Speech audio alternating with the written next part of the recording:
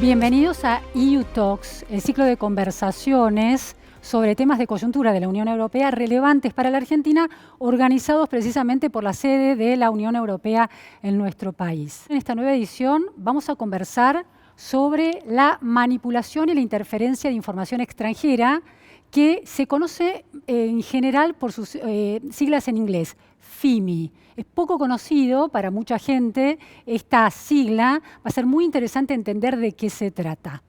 ¿Cómo funciona la desinformación en el mundo? ¿Cómo impacta en las sociedades, tanto en la Unión Europea como en la Argentina? Vivimos en un contexto de enorme velocidad en la circulación de la información, así que es extremadamente relevante conocer esa lógica para intentar intervenir de una manera constructiva y frenar ese ecosistema de desinformación. De eso entonces vamos a conversar hoy. Lo estamos haciendo desde un lugar emblemático de la Ciudad de Buenos Aires, la Casa de la Cultura, que antiguamente fue el diario La Prensa, un hito en la historia del periodismo argentino, y ha sido rescatado atendiendo a su identidad original para poder visitarlo, acercarnos a la cultura y al patrimonio histórico de esta ciudad. Así que vengan, no se lo pierdan, queda en el epicentro de la Ciudad de Buenos Aires, muy cerquita de Plaza de Mayo. Nos acompañan dos expertas hoy.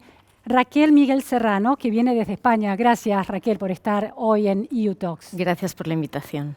Raquel es investigadora principal en el EU Disinfolab, organización independiente con sede en Europa dedicada a investigar y combatir la desinformación. Es una periodista con amplia trayectoria internacional y hoy es una de las especialistas más destacadas en investigación con fuentes abiertas y en verificación, más conocido como fact-checking. Además tenemos a Olivia Sor también. Muchísimas gracias, Olivia. Muchísimas gracias a ustedes. Olivia es la directora de Impacto y de Nuevas Iniciativas de la organización Chequeado en la Argentina, una organización sin fines de lucro dedicada a verificar el discurso público y combatir la desinformación. También es parte de la TAM Chequea, es socióloga por la Universidad de París 8 y tiene una maestría de la Escuela de Altos Estudios en Ciencias Sociales de Francia. Así que dos especialistas muy relevantes para esta conversación. En principio es importante entender estas categorías, ¿no? El gran público conoce fake news, desinformación en general. FIMI es mucho más nueva. Raquel, ¿cuál es esa distinción que se puede trazar entre cada una de esas categorías? Bien, lo primero, señalar que fake news no es un término correcto o adecuado para referirnos a esta problemática, porque presenta varios problemas. Primero, es una contradicción en sí hablar de fake news. Las noticias, por su esencia, deben ser verdaderas y rigurosas. En vez de utilizar este término, preferimos utilizar desinformación porque además, si hablamos de fake news, este concepto se instrumentaliza para atacar a la prensa y los medios no son los únicos responsables de que circule desinformación, así como la desinformación no viene solamente de las noticias o de los medios.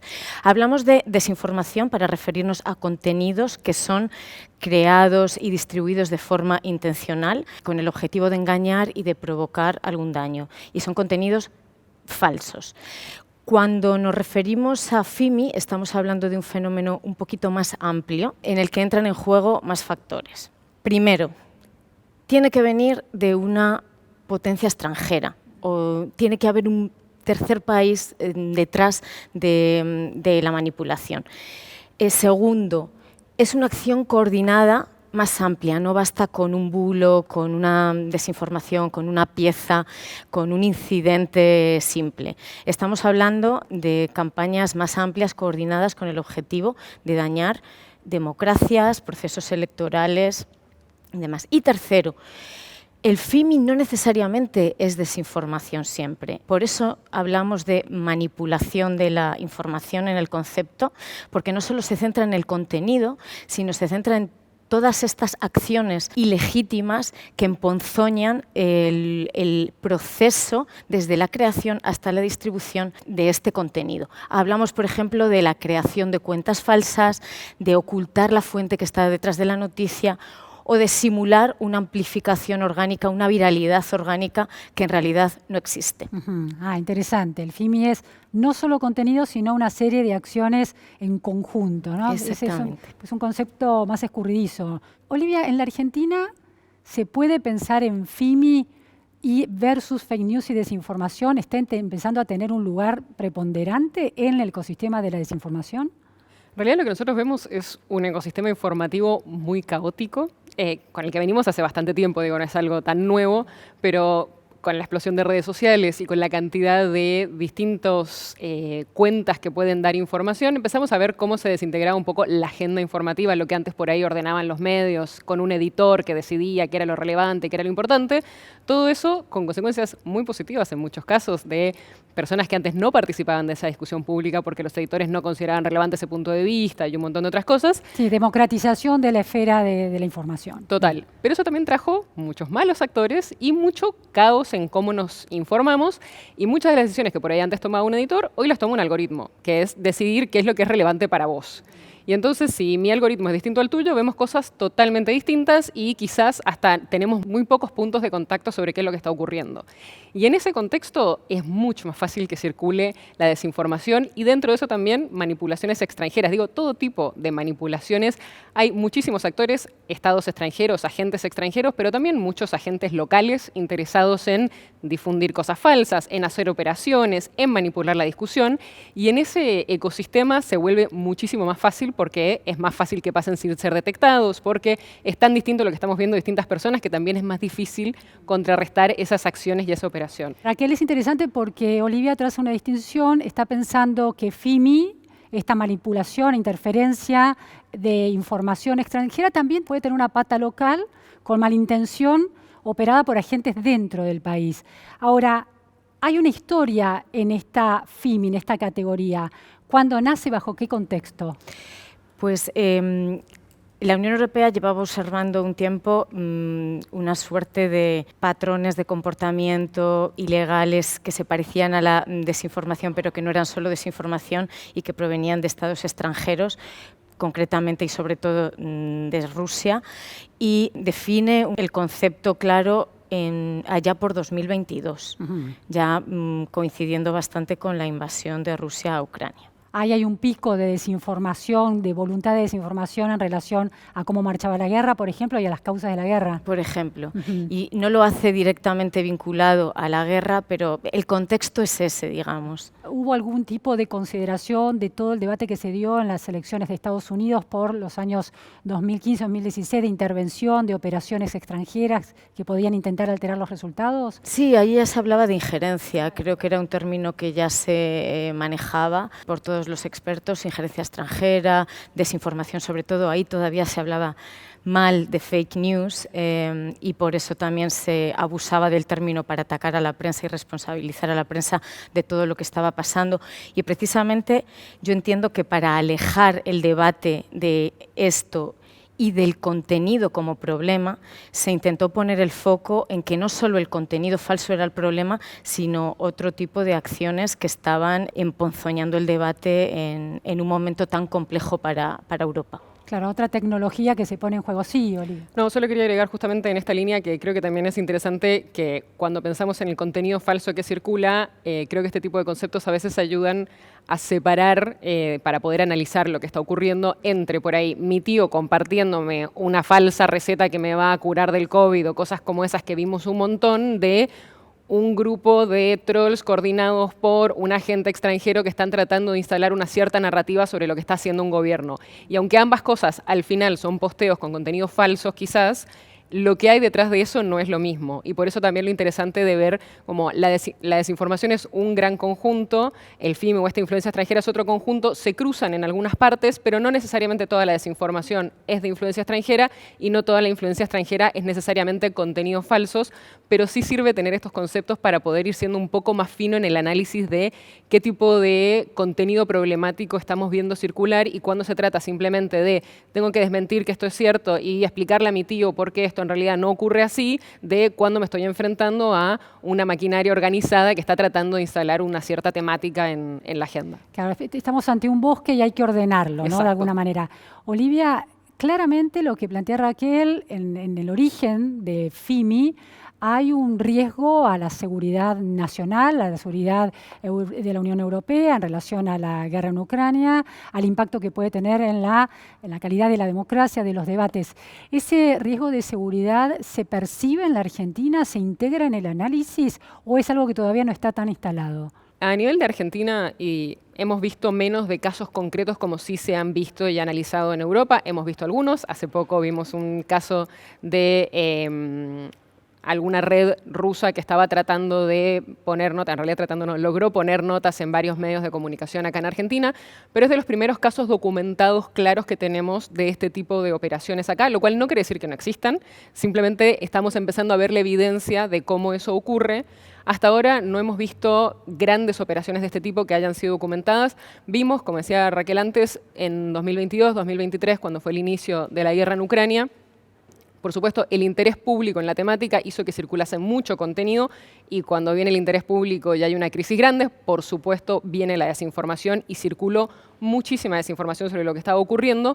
Lo que vimos en ese caso, por ejemplo, es que hubo, por supuesto, muchas narrativas que buscaban favorecer a Rusia, no fueron necesariamente muy exitosas en cuanto a generar interacciones, a tener una llegada muy masiva en la población, porque también hay muchísimas operaciones que no son exitosas con sus estrategias para llegar. Así que eso es un poco lo que hemos visto hasta acá. Ahora, recordemos un poco ese caso porque me parece interesante, que es un ejemplo claro de FIMI, una operación que fue denunciada en el año pasado, en 2025, se produjo en 2024 esta operación, con muchísimas noticias, algunas verdaderas, pero la mayoría falsas, de autores falsos muchos, pero también algunos verdaderos, en una buena cantidad de medios digitales en la Argentina, que fueron organizadas por la compañía, un brazo del grupo Wagner, de brazo paramilitar ruso.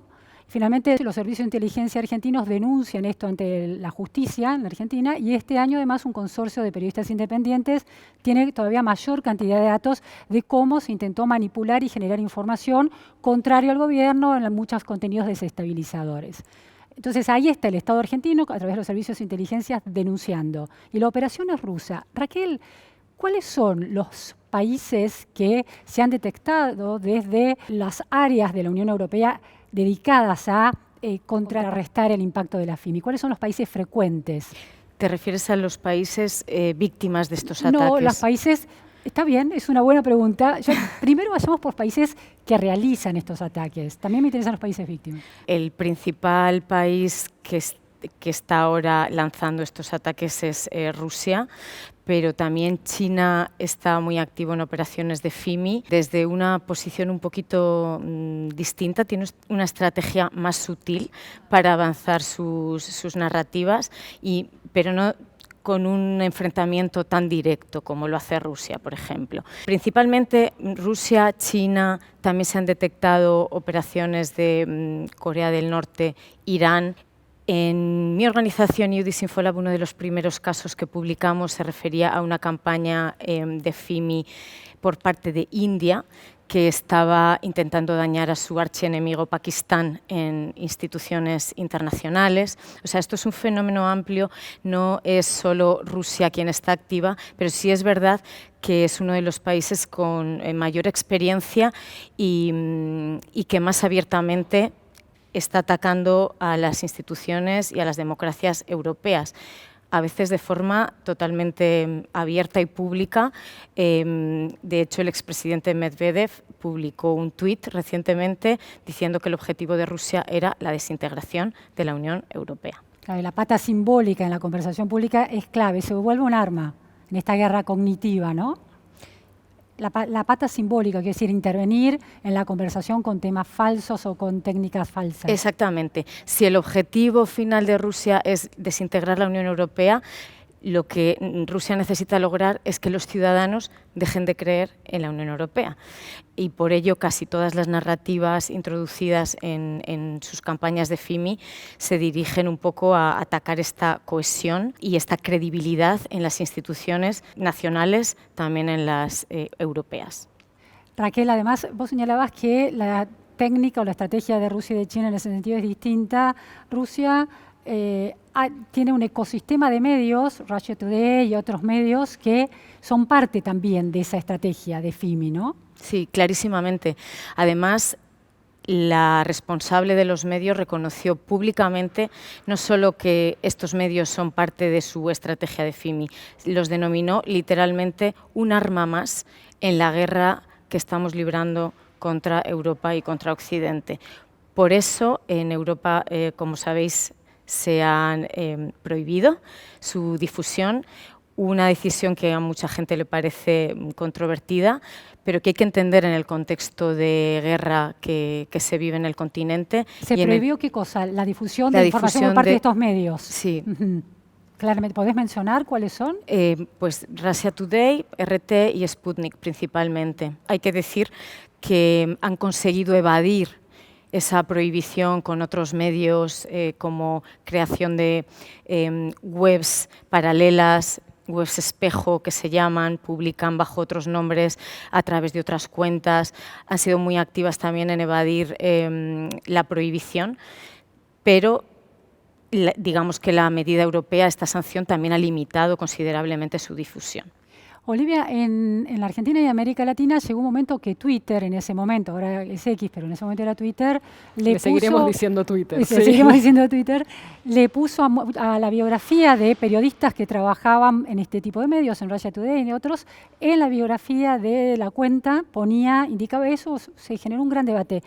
¿Ustedes desde Chequeado tienen en cuenta ese tipo de detalle tan crítico a la hora de analizar la información y chequear las noticias que esos medios publican o esos periodistas que a veces son periodistas que pertenecen al ecosistema tradicional de medios, pero también tienen algún trabajo part-time o freelance en medios del ecosistema ruso? ¿Cuánto los preocupa eso? Nosotros, como todos los contenidos que revisamos, en general, la buena parte de lo que nosotros generamos cuando estamos chequeando la información es enfocado en el contenido en sí, no tanto en el resto del ecosistema. Después hacemos investigaciones específicas en las que sí miramos más el ecosistema y cuáles son los mecanismos y quiénes están detrás de eso. A ver si entiendo bien. Contenido en sí quiere decir comprobar si una información que se publica es falsa o verdadera. Y RT, por ejemplo, a veces publica desinformación, muchas veces publica noticias que son hasta de otras agencias, retomadas de otros lugares que no tienen ese contenido en sí, no tiene nada especialmente problemático. Entonces, nosotros cuando hacemos nuestros chequeos, si vas a ver un verdadero o falso de los típicos que nosotros producimos, va a estar enfocado en el contenido que se publicó. No en el origen. No en el origen. Y la intención de ese origen. No. De hecho, nosotros la intención en general no la evaluamos, en parte porque hay muchas veces que es muy difícil saber cuál es la intención con la que algo se publicó, y también porque cuando estamos desmintiendo algo que es falso y ya está circulando, nuestra prioridad es salir lo más rápido posible y desmentir y decir esto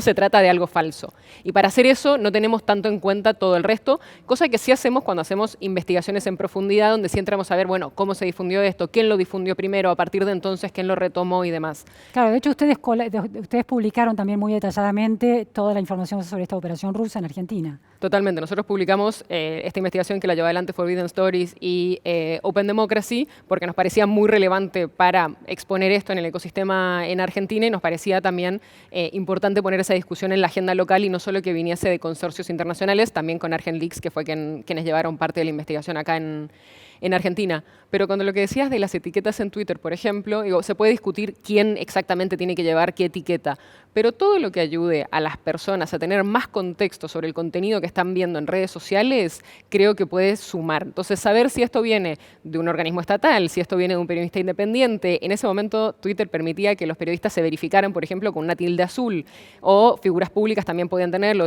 pero había que pasar ciertos criterios, y eso le daba cierta confiabilidad a la información. Con el cambio de gestión de Twitter, eso se perdió y cualquiera puede pagarlo, y apenas empezó ese proceso, vimos muchísima más confusión, porque de repente una cuenta, que en realidad era una cuenta anónima, se ponía el nombre de un gran laboratorio y publicaba una noticia, y como tenía el tilde azul parecía que era real, y de repente generaba mucho más confusión. Así que en ese sentido, todo lo que aporte contexto a lo que se está viendo en redes, creo que suma a que cada ciudadano pueda tomar mejores decisiones sobre qué información tomar, qué contenidos confiar, de dónde está viniendo los contenidos que se está cruzando, que a veces puede ser un poco opaco cuando uno se los cruza así nada más. Raquel, claramente estamos hablando, cuando hablamos de FIMI, estamos hablando también de intereses geopolíticos, ¿no? Porque la Unión Europea se plantea esto en el marco de una disputa geopolítica que hay. Hablamos de los países que suelen ser activos en este tipo de campañas. ¿Cuáles son los países víctimas que vos señalaste que era una posibilidad de tenerse en ese tema? Pues en Europa, los países que han sido mayor objetivo de las campañas rusas en un origen, diría Francia y Alemania.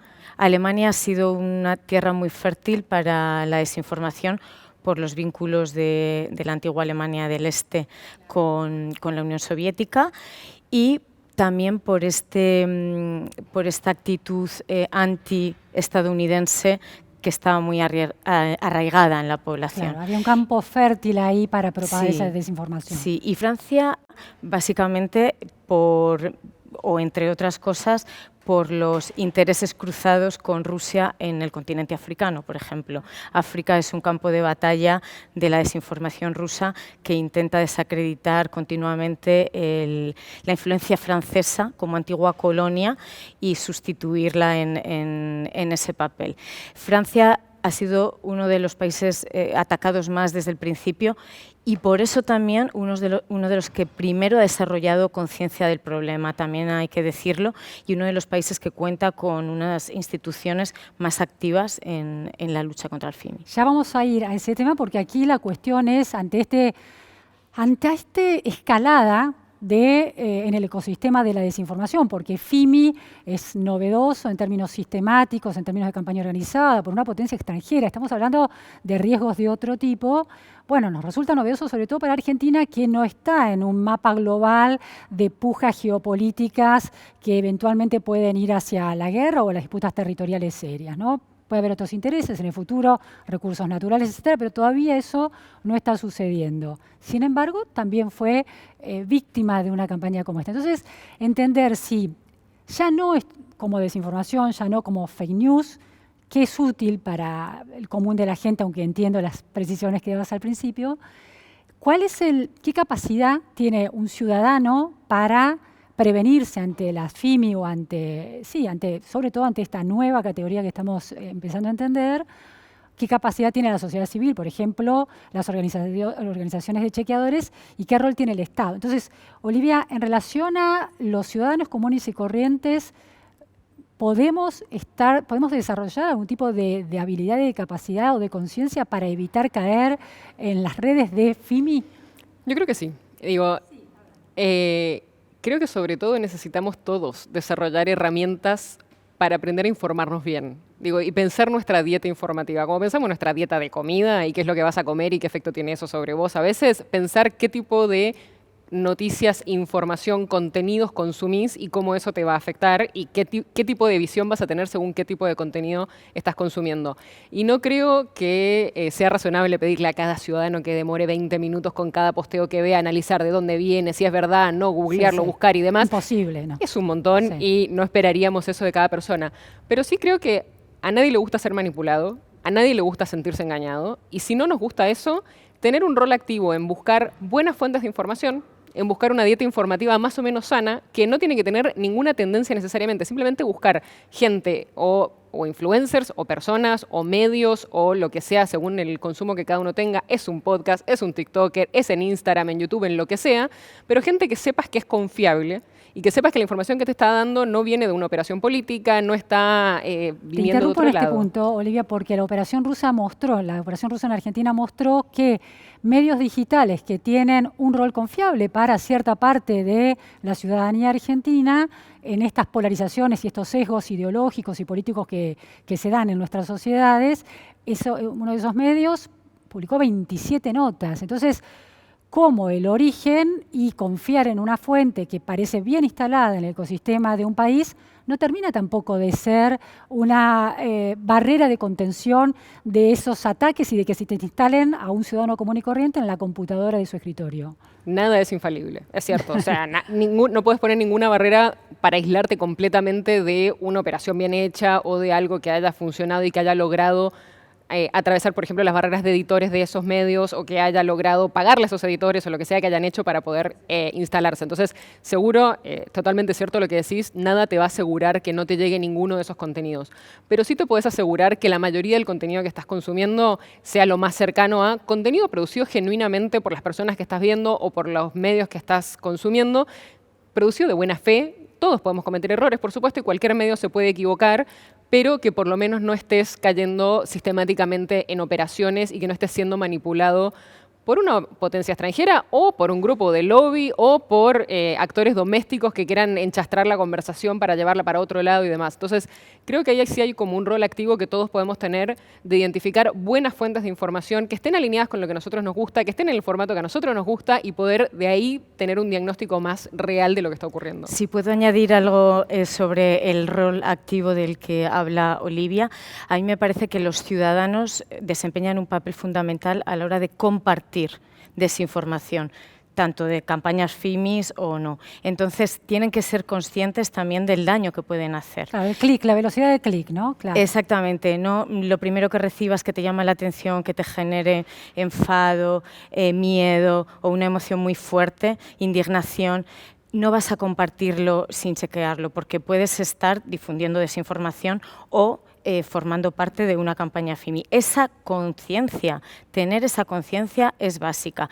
Y yo añadiría en el rol activo que menciona Olivia, las plataformas de redes sociales tienen mecanismos para reportar contenido. Nosotros animamos cada vez más a que sean los ciudadanos que detectan información problemática, contenidos problemáticos, a que hagan hay una uso, participación activa, se ve en las redes de esa herramienta. que hagan uso de ese derecho, porque todo derecho conlleva una responsabilidad y que ayuden a combatir activamente estas operaciones, porque al final el enfoque de combate es holístico.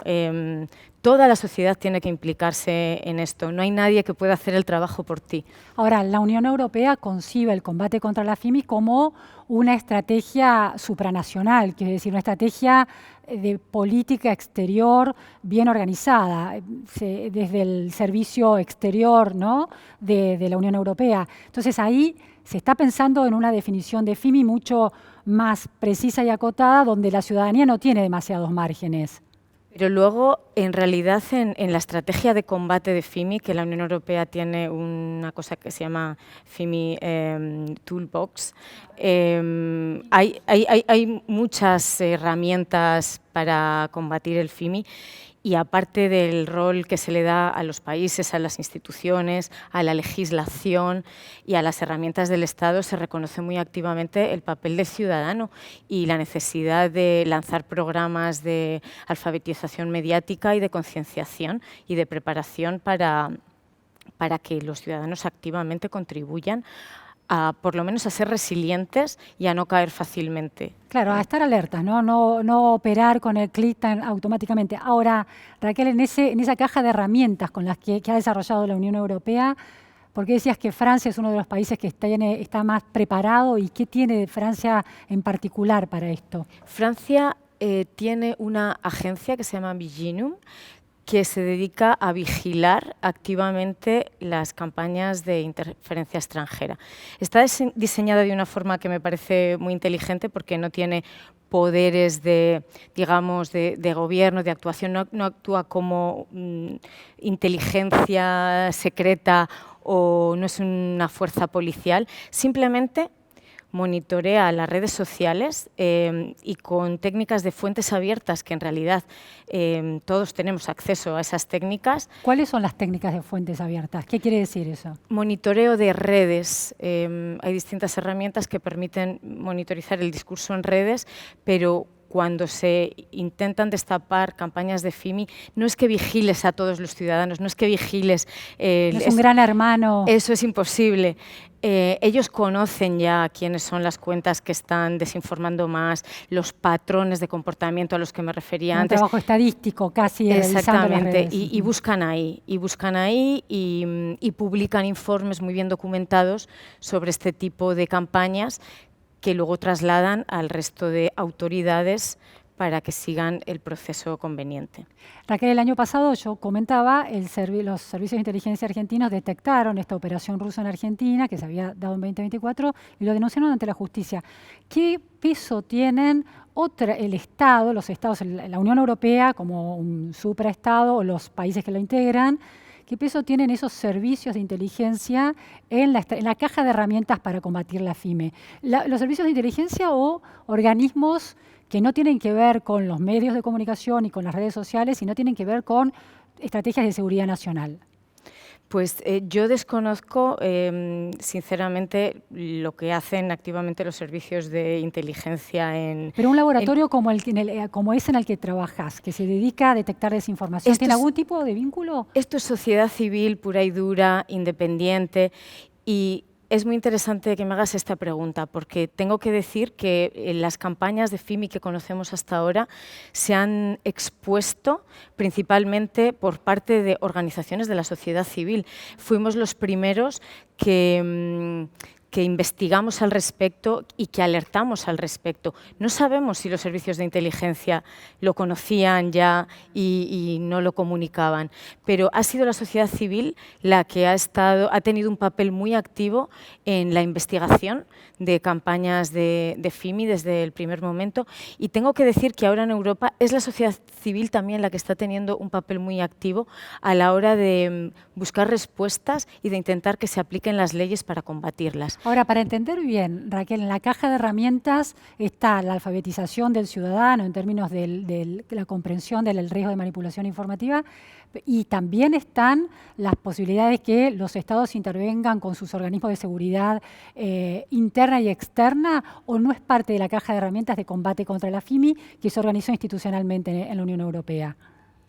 La caja de herramientas, digamos que es un diseño teórico de las herramientas, de las capacidades que tienen cada institución o distintos organismos de la sociedad civil para actuar contra el FIMI. ¿Solo de la sociedad civil, no del Estado? No, perdón, de Estado, instituciones, sociedad civil, de toda la sociedad en su conjunto.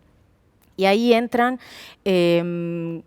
aspectos como el que te comentaba de crear resiliencia, alfabetización mediática, el papel de los fact-checkers, de los verificadores, una prensa libre, y luego entra, por ejemplo, el uso de la regulación europea contra las redes sociales, para que las redes sociales no contribuyan a difundir FIMI, o el uso de las sanciones por parte del Estado y del Gobierno. Eso sí incluye la caja de herramientas. Hay que recordar que políticos rusos y empresas que han puesto en marcha campañas de FIMI para Rusia están sancionados hoy en día por la Unión Europea. Muy interesante. Olivia, en el caso de la operación rusa en Argentina, lo que vimos es, aunque fuera cronológicamente distante, una decisión de los servicios de inteligencia argentinos, del Estado argentino, denunciando ante la justicia argentina, y unos meses después la sociedad civil, representada por estas organizaciones de periodismo independiente, también aportando mucha más precisión a ese hecho. ¿Eso es una excepción o hay algún tipo de prestarse atención mutuamente entre los organismos del Estado que pueden detectar este tipo de operaciones y las organizaciones de la sociedad civil, como Chequeado, por ejemplo? Yo, hasta donde yo entiendo y desde lo que yo he visto, creo que son más cuestiones separadas. No sé si los servicios de inteligencia miran con atención lo que está haciendo la sociedad civil.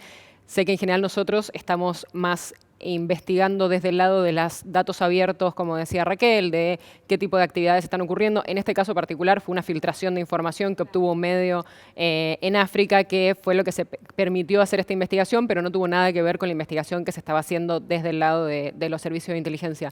Lo que sí solo quería traer de lo que decía Raquel, que no es un problema en el caso de Europa, donde hay regímenes democráticos y una fortaleza institucional y demás, pero que también hay que tener mucho cuidado en cómo estos conceptos pueden ser manipulados por los propios gobiernos para tratar de acallar voces que no les gustan y denunciar como intervención extranjera cosas que no les vienen bien. Y en América Latina, desgraciadamente, estamos viendo casos de gobiernos en Paraguay, en Perú, en Salvador y en otros lugares que pasan leyes, por ejemplo, anti-agentes extranjeros, donde dicen que las ONGs que reciben fondos de afuera están recibiendo como plata de agentes extranjeros y, por lo tanto, tienen que ser sometidos a mayor escrutinio y tienen que buscar aprobación gubernamental antes de poder llevar adelante un proyecto con financiamiento de afuera y un montón de otras cosas. Y entonces estos conceptos, que pueden ser súper importantes y relevantes para hacer un análisis de lo que está ocurriendo en el ecosistema informativo, también son aprovechados por regímenes que buscan acallar voces o ser más autoritarios en algunas cuestiones para tratar de silenciarlas, diciendo esto es intervención extranjera, no podemos permitir que esta ONG reciba fondos de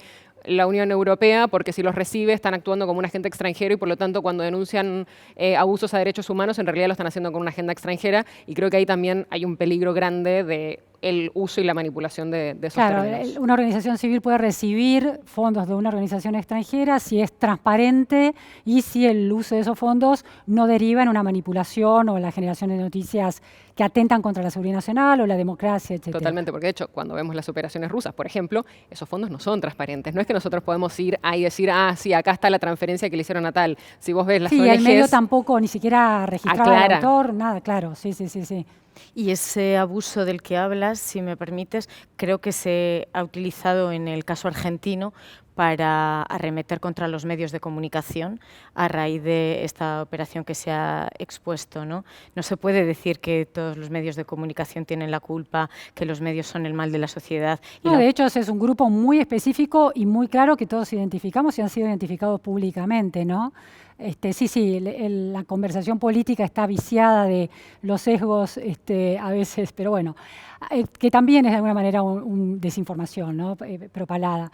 Para ir terminando, me interesa la palabra vigilar y monitorear las redes, ¿no?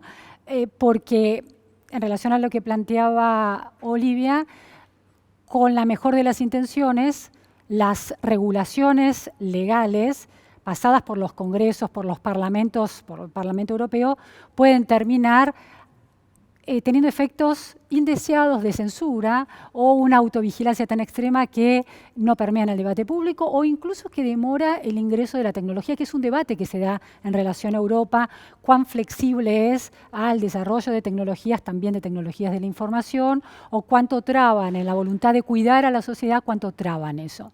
Entonces, en ese sentido, Raquel, ¿cuáles son las piezas claves de la regulación que intentan evitar este tipo de FIMI o de campañas de desinformación o de desinformación en sí misma?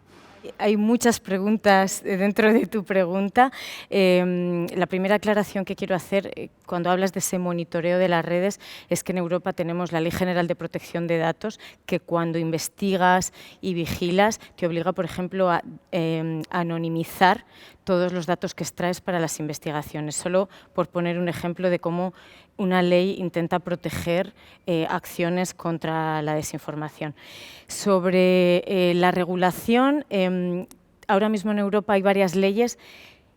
Ninguna es específicamente contra la desinformación o contra el FIMI, pero muchas de ellas se pueden utilizar para combatir desinformación y FIMI. La más importante que tenemos es la Ley de Servicios Digitales, que se dirige específicamente a las plataformas en línea, a las redes sociales que todos conocemos, y lo que intenta hacer es exigirles una cierta transparencia y rendición de cuentas sobre el daño que causan. Y dentro de ese daño que causan, entendemos que existe el riesgo de que el diseño de su modelo de negocio, el diseño de esa plataforma amplifica, intencionalmente o no, desinformación y campañas FIMI. Entonces, la Ley de Servicios Digitales, entre otras cosas, crea mecanismos para que las plataformas estén obligadas a vigilar que ese diseño no sea tan dañino y, en caso de serlo, a mitigar los riesgos. Aparte de la Ley de Servicios Digitales, tenemos la Ley de Libertad de Medios,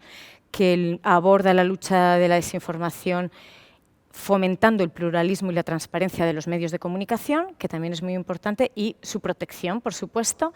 Y tenemos una ley sobre inteligencia artificial, que si bien está más destinada a los desarrolladores de inteligencia artificial, tiene un artículo dirigido especialmente a la necesidad de etiquetar el contenido generado con inteligencia artificial para dar más contexto al ciudadano a la hora de poder evaluar una información, un post o un contenido que se encuentra en redes. ¿Y qué tipo de castigo contemplan estas leyes en el caso de detectar organizaciones que no respeten estos? ¿Hay posibilidad, riesgo de prisión? Prisión no, pero multas sí. No sé si sabéis que ahora mismo es la primera multa que ha puesto la Ley de Servicios Digitales, la Comisión Europea, en base a la Ley de Servicios Digitales, a X. Le ha puesto una multa de 120 millones de euros, entre otras cosas por el mal uso del blue check del que hablaba antes Olivia y por la falta de transparencia en los anuncios y por otras prácticas ilícitas. La La ley, digamos, que ha sido aprobada recientemente y su implementación está en curso. Las organizaciones de la sociedad civil estamos luchando porque se implementen de verdad y porque multas como esta se pongan a más plataformas y sean más extendidas. Y esto es lo que les duele, ¿no? Entendemos que la única forma de abordar este problema es el bolsillo, que les duela en el bolsillo. Está por ver si se va a pagar, si X va a cumplir y qué va a pasar con esto. La última cuestión, porque quiero después ir a Oli con este tema.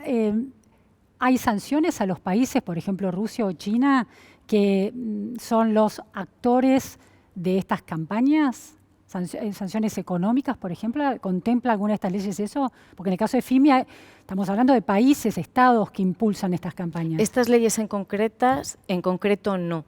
Las sanciones de las que hablaba antes se toman en base al régimen sancionador que existe en la legislación europea, pero al margen de todas estas leyes de regulación digital. Olivia, en la Argentina se da también un debate sobre regular o no. La política argentina tiene en los últimos 20, 30 años gobiernos que son muy reacios a la acción del periodismo independiente, realmente independiente. No es tema de hoy, ha sido un tema que sabemos, se da también en nuestros gobiernos, no es solo tema de hoy. Entonces, en este contexto de esta Argentina tan particular y de la política tan particular que resiste muchas veces el periodismo independiente de investigación, ¿cómo se están manejando las regulaciones para contraatacar la desinformación? ¿Qué riesgos implica? ¿Qué beneficios trae? Yo creo que, y mirando un poco lo que decía Raquel y el caso europeo, que han sido como muy pioneros en esto y han marcado bastante el territorio de la regulación en estos temas, creo que de lo más importante es que en ningún caso se habla de regular el contenido. Y creo que eso es clave, porque hemos visto, por suerte en Argentina no han prosperado, han habido proyectos de ley, pero no han prosperado demasiado, pero sí lo hemos visto en otros países de la región que buscan regular el contenido y decir quien difunda desinformación falsa sobre tal tema va a tener tal pena. Y la verdad es que poner una regulación así, en la que queda en manos de quien define que algo es falso, tanto poder, es muy peligroso.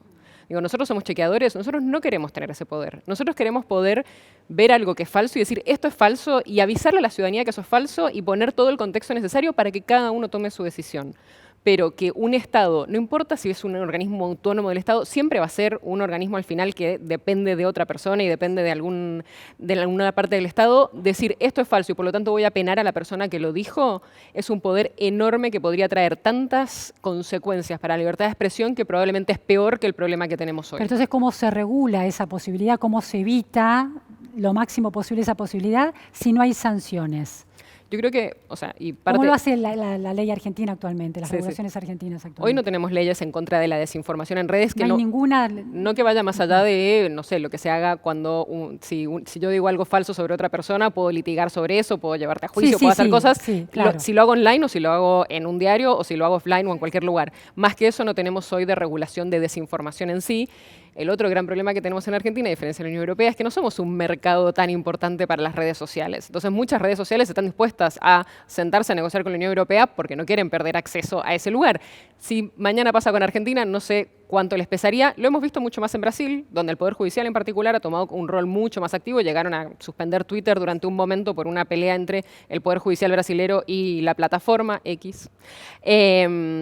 Argentina no es un país tan relevante para las redes tampoco, pero creo que de lo que hemos visto en otros lugares, la solución pasa mucho más por obligar a estas plataformas a tener sistemas que eviten estos daños y que no puedan priorizar ante todo simplemente las interacciones sin importar ni la veracidad, ni discursos dañinos, ni otras cosas, y que lo único que les importe sea la cantidad de clics, sino que tengan que tener en cuenta también las consecuencias negativas que tiene eso y atacarlo a nivel de sistema y no de cada contenido. Ahora, Lidia, estás hablando de las plataformas, pero están los medios argentinos que fueron parte de la operación rusa. Entonces, ¿no hay ninguna regulación que sancione de alguna manera medios que abiertamente publican información falsa o de autores inexistentes?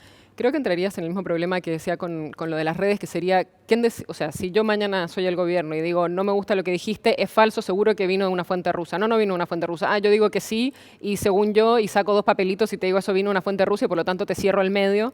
Sería darle tanto poder al Estado para censurar voces que no le gustan, que creo que es mejor denunciar a los medios que están haciendo mal su trabajo, que pierdan credibilidad en todo caso, hacer todas las acciones públicas para que eso ocurra, que darle poder a un Estado para que pueda intervenir sobre medios que si no podría ir mucho más allá de ese poder. Bueno, muy interesante realmente. Nos metimos en un bosque a encontrar distintos especímenes y dimos con FIMI. Finalmente hemos logrado entender de qué se trata. Muy relevante esta conversación. Les agradezco mucho a los dos, fue muy interesante tenerlas aquí. Muchísimas gracias. Bueno, aquí hemos llegado al final de EU Talks. No se pierdan este ciclo, pueden ir al sitio en YouTube y nos volvemos a ver pronto. Gracias.